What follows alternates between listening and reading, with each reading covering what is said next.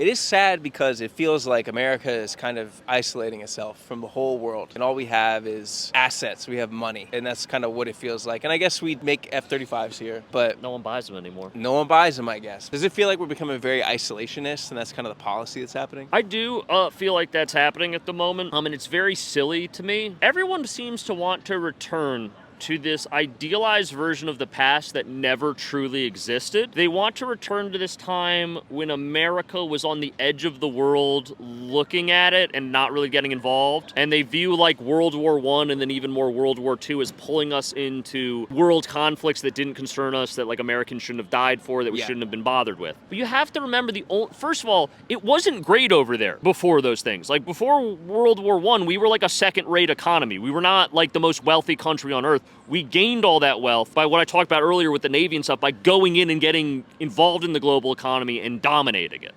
That's how we became so, like, we won't be rich if we isolate because our wealth comes from global trade, global economy, all of that. And also, that was back when we had land to expand to. The reason it worked so well is because, like, once you had gotten all the economic value you could out of, like, Ohio, you'd just get some settlers and they'd, okay, let's go to Montana. Because there was all this open land, and you could just keep going to the next place, pushing this massive population influx over that way to then print money, essentially, by putting them on whatever natural resource or thing you needed them to do out there. And then once the frontier closed, we had nowhere to go, and our economy started stagnating, and lo and behold, World War I happened, and it was actually like a huge blessing in a roundabout way.